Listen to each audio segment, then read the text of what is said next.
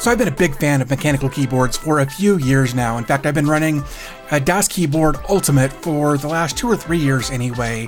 And it's great, but it's fairly basic in the aesthetic. There's no RGB, there's nothing on the keycaps at all, it's just a very blank canvas. And while I dig that, sometimes it's nice to have a change. Luckily, Gamdias reached out to me last week and asked if I'd be interested in reviewing their Hermes E2 7-color RGB mechanical keyboard. As per usual, I will have links to all of this stuff in the description down below if you want to go pick one of these up for yourself. And if at any point during this video you found the video helpful or informative or entertaining or any of that kind of stuff, do me a favor, hit the thumbs up button, would help me out a ton.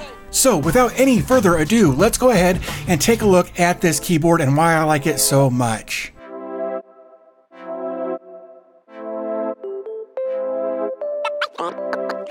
So the lights are on by default, but it's pretty easy to turn them off and on with just a couple of buttons. You can also adjust the brightness of the keys to 1 of 5 levels of brightness, and even a 6th if you consider off to be a level. The RGB lights will also do like a breathing pattern, and there are a couple of options for the speed of the breathing. Also, whether you're adjusting the brightness of the lights or the speed of the breathing, the Windows key will flash when you've reached the top or the bottom of the range. There's also an option to disable the Windows key with just a couple of keystrokes to keep from interrupting your gaming experience if you accidentally bump the key. Side note to that is the Windows key is on the right side instead of the left side of the keyboard. By pressing the Function and F4 keys, you can swap the WASD and arrow keys if you prefer to use one layout over the other. The keys come off without the need for a keycap puller, and here you can actually see that I've got the blue keys and they sound great. Now I will say that these aren't Cherry MX Blue switches, but they do sound and feel great. They've got a great tactile bump, and they feel really, really good, especially for not being Cherry MX switches in them. So I was a little apprehensive when they said that they wanted to send me the Hermes E2 because it's a 10 keyless keyboard. I spend a lot of time, whether I'm writing code or doing data entry, things like that, for whatever reason, I spend a lot of time using the 10 key, and I've noticed that it doesn't really matter as much as I thought it would.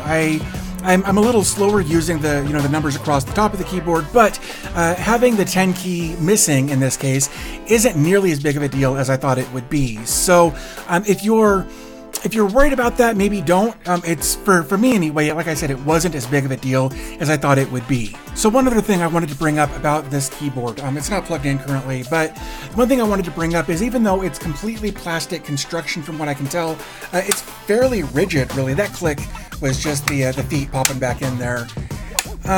But it's fairly rigid for being a plastic body and everything with no aluminum on the top or anything.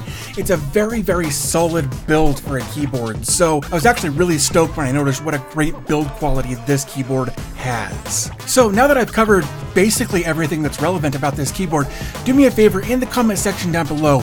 Let me know if you would try this keyboard, what your thoughts are on a keyboard like this, whether it's got RGB or not. I'd love to know what kind of switches you prefer. I've been a fan of blue switches for a really, really long time. Do you prefer browns or what? Let me know in the comments what you prefer for your keyboard switches, or do you prefer a membrane keyboard instead of the mechanical thing? Let me know all that in the comment section down below. Also, like I said at the beginning of the video, I will have links and everything to this, so you can go pick one up for yourself in the description, so be sure to check that out if you're interested in picking up a keyboard like this. But I think that's going to go ahead and wrap things up for this video. Like I said, great keyboard. Go check this out if you're in the market for a new keyboard. But I think I'm going to end it here. As always, thanks for your time. I always appreciate your support, and I'll talk to you in the next video.